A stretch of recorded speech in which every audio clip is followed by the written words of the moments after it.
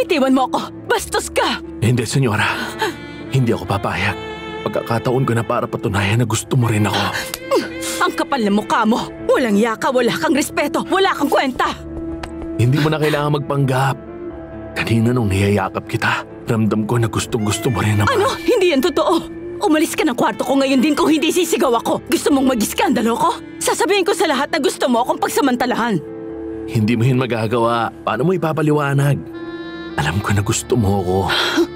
At gusto din kita. Sobra. Kung hindi ka aalis ng kwarto ko ngayon din, pagsisisihan mo yan buong buhay mo. Oo na. Aalis na. Pero babalik ako para malaman ko na gusto mo rin ako.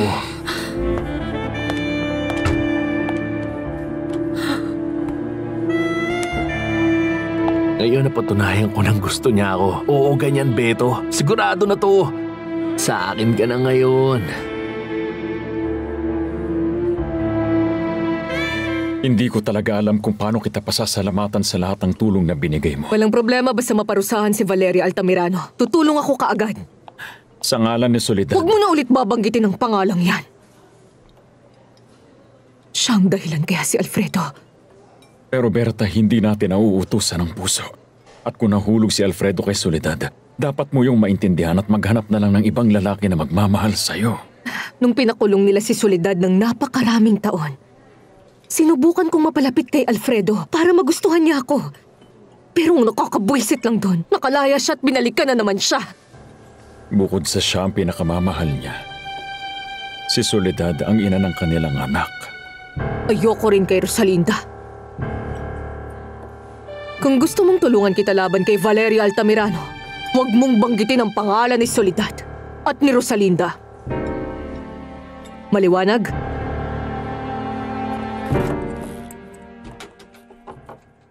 Nakahanda na kayo? Oo, pero sandali lang. Rosalinda, bakit mas gusto mong tumira sa dati niyong bahay? Bakit hindi ka nalang bumalik sa apartment mo? Gusto kong malapit sa mga mahal ko. Kung ganun, pwede mo namang isama ang mama mo dun. Baka hindi mo lang kasi naiintindihan, Alex. Pero sa mga kagaya namin, pamilya na kasi ang turing namin sa mga kaibigan. Ganun na nga. Ayokong malayo ko sa mga tao na minamahal ako mula pa nung bata pa ako. Hindi ako mamimilit. Pero hindi ko ibebenta ang apartment mo ngayon. Hinayaan ko lang yun na ganun mula nung iwan mo. Baka sakaling magpasya ka na bumalik ulit doon. Sinasabi ko, may isang salita ang anak ko. At di mo mapipilit na magbago ang isip niya.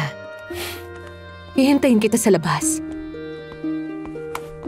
Mas pipiliin mo yun kaysa sa mga luho at pagiging komportable? Hi, Alex. Naisip ko na hindi nabibili ng pera ang kasiyahan. Nabuhay at kalusugan ang mas mahalaga. Kaya dapat sulitin ang bawat minuto na parang yun ang huli, Alex. Pasok, bago may-ari. Welcome. Gerardo, kumusta? Mabuti. Sana huwag kang titigil sa pagpunta. Hindi, huwag kang mag-alala. Nasanay na akong lagi nandito. Baka isa pa ako sa maging suking customer mo. Kumusta nga pala ang inauguration? Inaasikaso na. Chine-check ko na rin ang listahan ng mga imbitado. Gusto kong pumunta ang mga kilalang journalist at yung mga taong nasa musika at nasa sports. Naisip kong gawin ang lugar na to na bohemian. Lugar para sa mga artistic talent.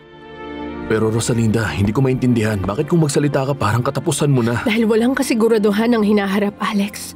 Hindi mo alam ang tadhanang naghihintay sa'yo. Alam mong nangyari kay Papa, hindi ba? Ang dami niyang plano para maging masaya siya.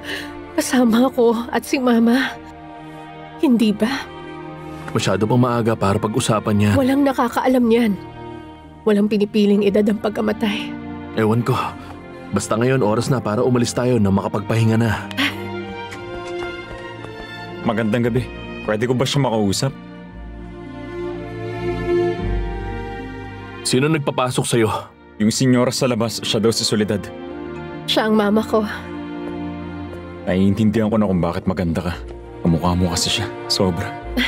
Ako si Rosalinda. Hindi mo na kailangan maging formal. Ako si Duilio Davino. Football player ka, tama ba ako? Tama ka.